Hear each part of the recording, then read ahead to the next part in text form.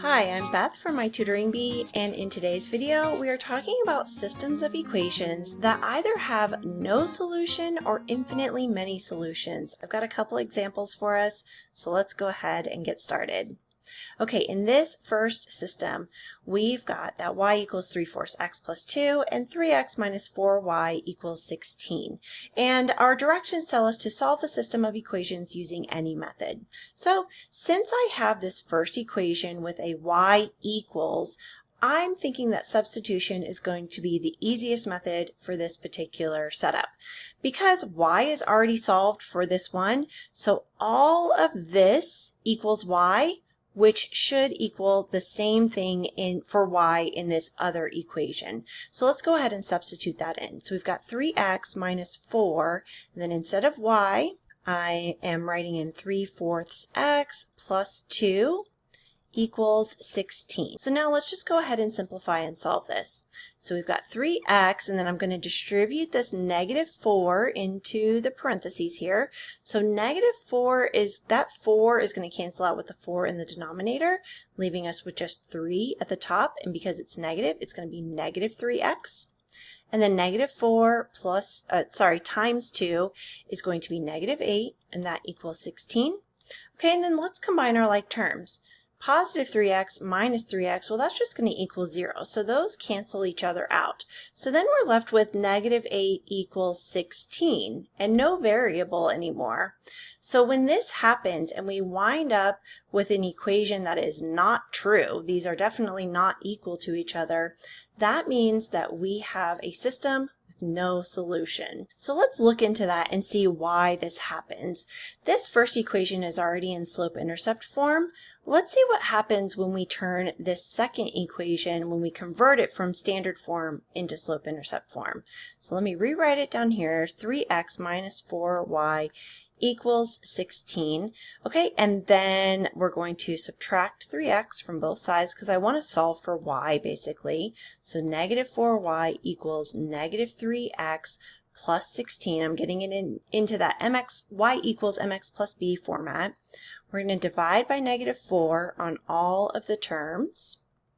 And so then that's going to cancel out over here, giving us y equals positive 3/4 x, and then 16 divided by negative 4 is negative 4. So now let's look more closely at our two equations. They have a different y-intercept, but they both have the same slope. In a previous video, I covered parallel lines, and the way to determine if lines are parallel to each other is if they have the same slope. Let's imagine this on a graph. So if we were to graph this first equation, we have a positive 2 y-intercept and a slope of 3/4. So we would go up 3 units and then over 4 units. This is just kind of a rough sketch, so we're going to do our best here. So this would be approximately our graph for this first equation up here. And then for our second equation, we've got a y-intercept of negative 4. So there's our y-intercept, and again, that 3/4. We're going to go up 3 and over 4, and again, this is just a very rough sketch. So let me get my regular pen here, and we can see that these two lines are actually parallel to each other. And the definition of parallel lines is that they are two lines that never intersect. They stay the same distance away from each other for infinity. So it makes sense that there's no solution for this system because these two lines never cross each other. So a lot of times we just write out the words there, and that would be our answer for this problem. Let's take a look at another problem. Okay, here we have 3/5 x equals negative y minus 1 and 3x plus 5y equals negative 5. So we're going to have to do a little bit of rearranging because as it is right now, I can't use elimination and I can't use substitution because neither of them are solved for any one variable. I think that I can solve this top equation for y pretty easily. So I'm just going to rewrite that down here, and then let's see how we can solve for y, just so that I can use substitution and sub that into this second equation. So I want to get this y by itself, so I want to add 1 to both sides. So we get 3/5x plus 1 equals negative y, and then we want to divide by negative 1 on all of our terms here. So that just basically flips the sign for all of them. So instead of positive 3/5 x, now we've got a negative 3/5 x minus 1 equals y. Great. Okay, so now I have something that I can substitute in for this y in this second equation. So let's go ahead and do that. So we've got 3x plus 5, and then in parentheses, negative 3/5 x minus 1 equals negative 5. So I've just taken this whole equation, and instead of y, I've subbed in what I got here from the first equation. All right, normally I would try to get rid of this fraction right away, but I can tell that this is going to cancel out once I start distributing that 5. So let's go ahead and start doing that. We're going to distribute the 5 into the parentheses here. Again, that 5 is going to cancel out with the 5 in the denominator, leaving us with just negative 3x.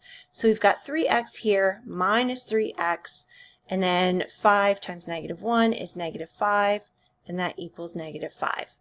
Now 3x minus 3x, those two terms are just going to cancel out. They're going to equal 0, so we can get rid of them. So then we're left with negative 5 equals negative 5. Okay, so again, we've had a similar situation where our variable has completely canceled out, but we're left with a true equation. Negative 5 does equal negative 5. So when this happens, we have infinitely many solutions. So let's talk about how this happens. Remember that we took this first equation and we kind of rearranged it, and we have it essentially in slope-intercept form. I'm just going to move things around a little bit, take the y to the left-hand side of the equal sign, and then everything else just gets shifted to the right-hand side. So this is in slope-intercept form, so we can actually graph it. And we're going to graph it now and see what that looks like. So we've got a y-intercept at negative 1, and then our slope is negative 3/5, so we're going to go down 3 units, and then over to the right 5 units. So 1, 2, 3, 4, 5. So our second point is going to be somewhere about there.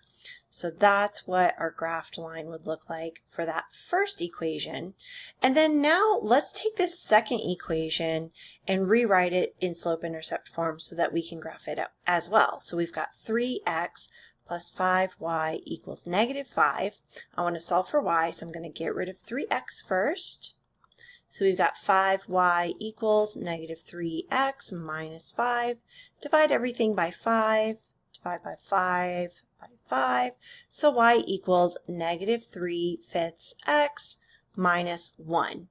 And then look at that. We do have the same equation. So when we graph this one, again, we have our y-intercept at negative 1, and then we have our slope is negative 3, positive 5. So that would be our second point there. And so then again, we have the same line graphed on top of each other.